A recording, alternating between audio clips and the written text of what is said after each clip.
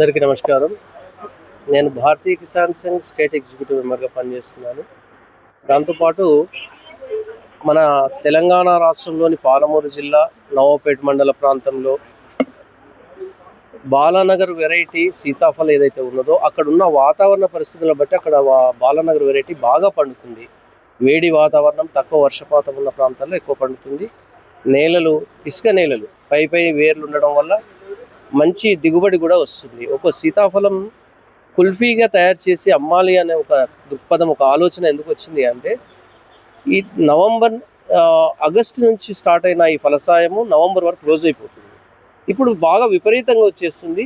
దాన్ని మార్కెట్ చేయడానికి అక్కడున్న రైతులు ఇబ్బంది పడుతున్నారు. చాలా దూరం తీసుకుపోయి అమ్మడం వాళ్ళతో కాదు. ఆ పక్కనే ఉన్న మహబూబ్ నగర్ కానీ హైదరాబాద్ కానీ తరలించాలంటే ఎన్నో రకాలైన ఇబ్బందులు ఉన్నాయి.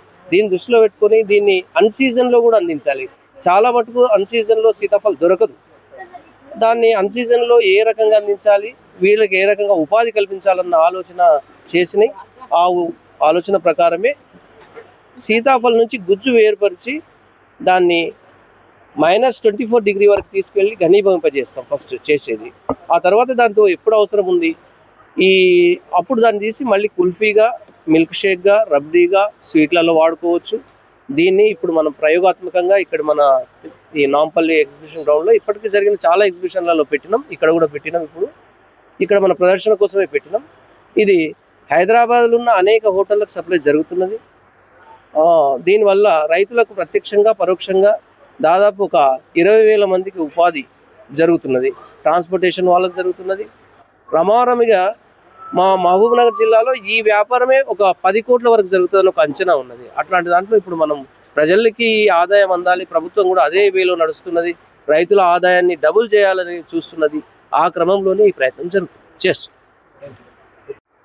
4 సంవత్సరాల క్రితం నుంచి ఈ ప్రయత్నం జరుగుతున్నది. అయితే ప్రభుత్వం నుంచి ఉన్న ఇబ్బందులు ఏంటివి అని అంటే, ప్రభుత్వం నుంచి ఇప్పుడు సీతాఫల ప్రొక్యూర్మెంట్ను ఆపుతున్నది ప్రభుత్వం. అక్కడ ఉన్న అటవీ శాఖ ఏమంటుంది అంటే, మేము దీన్ని వేలం వేస్తాం, వేలంలో తీసుకోండి అంటారు. లేదంటే వేలం తీసుకున్న వాళ్ళ దగ్గర తీసుకోండి అంటారు. మనం డైరెక్ట్ ప్రొక్యూర్మెంట్ చేస్తేనే ఈ రేట్లో రైతులకు మేలు జరుగుతుంది తప్ప, వీళ్ళు వేలం వేస్తే వాళ్ళ నుంచి తీసుకుంటే రైతులకు మేలు జరగదు. ఆ వేలం తీసుకున్న ఆయన రేట్ తక్కువగా తీసుకొని ఎక్కువ అమ్మే ప్రమాదం ఉన్నది. కాబట్టి డైరెక్ట్ ఉపాధి దొరుకుతుంది. కాబట్టి ప్రభుత్వం ఆలోచించాలి. వాళ్ళు తీసుకుంటారు, వాళ్ళు తెచ్చి ఎవరికంటే వాళ్ళకి అమ్ముకునే రకంగా అవకాశం ఇవ్వాలి. అది ఇచ్చినప్పుడే రైతులకు మేలు జరుగుతుంది. అది ప్రభుత్వం ఆలోచించాల్సింది. పళ్ళ తోటలకు మహబూబ్ నగర్ జిల్లా బంగారు లాంటి ప్రాంతం. ఇసుక నేలలు, తక్కువ వర్షపాతము, ఎక్కువ బలమైన భూములు కాబట్టి ఏ పంట అయినా పళ్ళ తోటలు బాగా అవుతాయి. దాంట్లో సీతాఫలం అనేది ఇంకా బాగా అవుతుంది. తర్వాత జామ కానీ, సపోటా కానీ, మామిడి కానీ బాగా ఉంటుంది. మామిడి ఉన్నది కాబట్టి పాత పాలమూరు జిల్లా ఏదైతే ఉమ్మడి ఉన్నదో దాన్ని ఇంతకుముందు ఉన్న ప్రభుత్వం అప్పుడే మామిడి హబ్గా ప్రకటన కూడా చేసింది. అది ముందుకు రాలేదు. ఇప్పుడు వాళ్ళ ప్రయత్నంలో ఉంది, కానీ చేస్తారు. అది అయితే మామిడి బాగా ఉంటుంది. అక్కడి నుంచి చాలా ప్రతిబంధకాలు ఎదురవుతున్నాయి. మొట్టమొదలు ప్రభుత్వం సహకరించాలి. గ్రామీణ స్థాయిలో ఉన్న అట్టడుగు వర్గాలు బాగుపడాలి అన్న ఆలోచన ఉంటే మొదలు ఈ ఫారెస్ట్ చట్టంలోకి ఈ సీతాఫలం లేకుండా తీసేయాలి. ఎవరైనా సేకరించుకోవచ్చు, ఎవరైనా అమ్ముకోవచ్చు అన్నది తీసుకొని వచ్చినట్టయితే ఈ చిన్న అట్టడుగు రైతులంతా బాగుపడతారు. మొట్టమొదటి పని అది చేయాలి. ఆ తర్వాత ఎవరైతే స్టార్టప్ అని చెప్పి ఈ రకంగా ముందుకు వచ్చిరో వీళ్ళకి కావాల్సింది ఏంటంటే, మాకు ప్రత్యేకంగా మేము గమనిస్తున్నది ఏంటంటే, మాకు కోల్డ్ స్టోరేజీ కావాలి.